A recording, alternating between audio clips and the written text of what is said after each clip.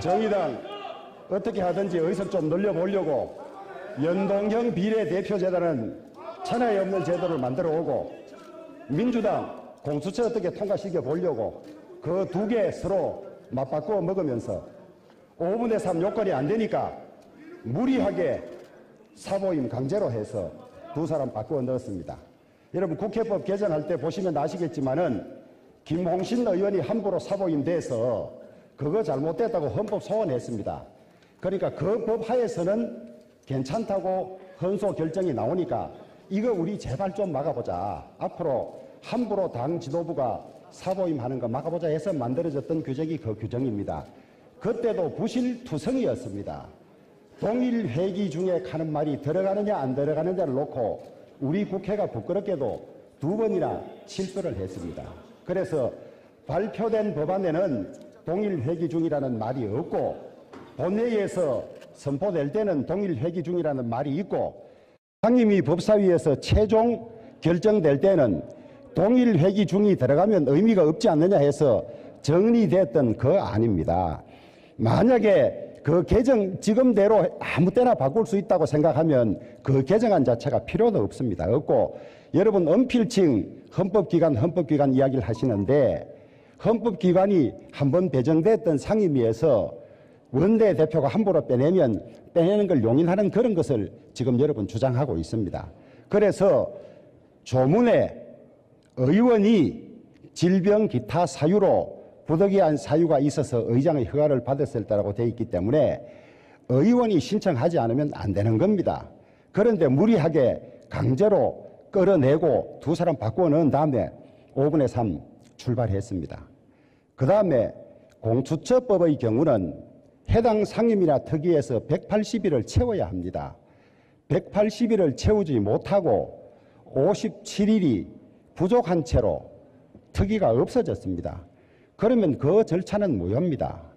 선행 절차와 후행 절차가 있을 때 선행 절차가 요건을 갖추지 못하면 후행 절차가 무효라는 것은 행정법 교과서에 다 나와 있지 않습니까?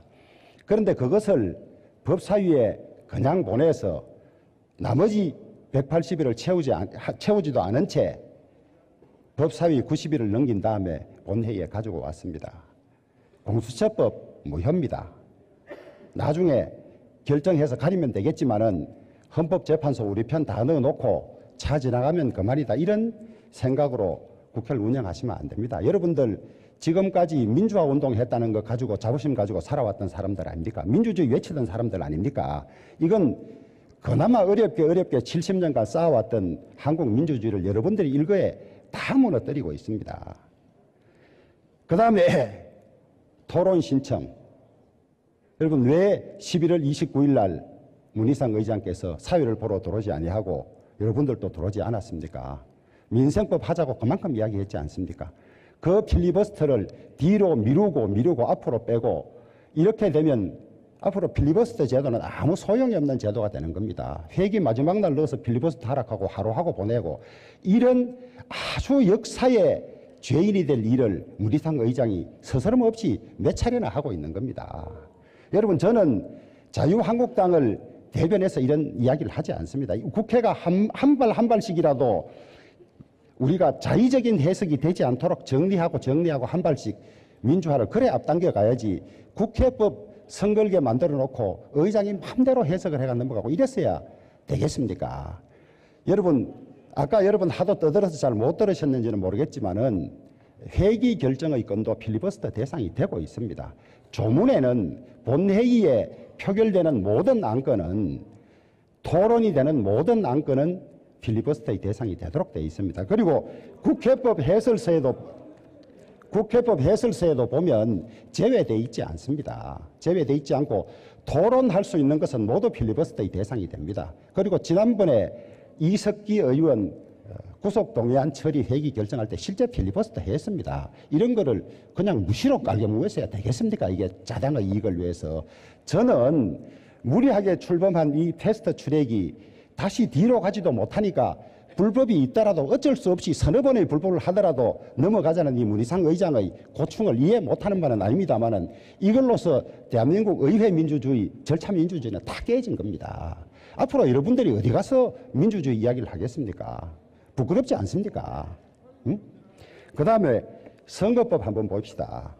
선거법은 지금까지 여야가 거의 합의해서 처리해 왔습니다. 의장은 선거 규칙을 정하는 것은 일방이 처리했고 선거구 획정만 합의했다고 하고 있습니다.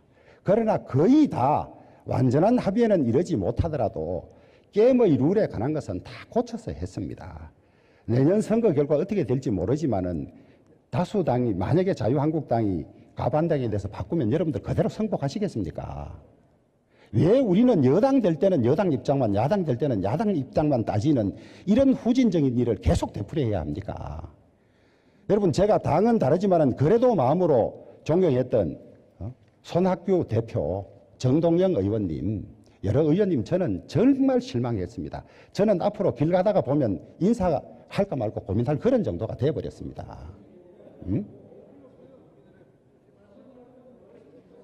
응?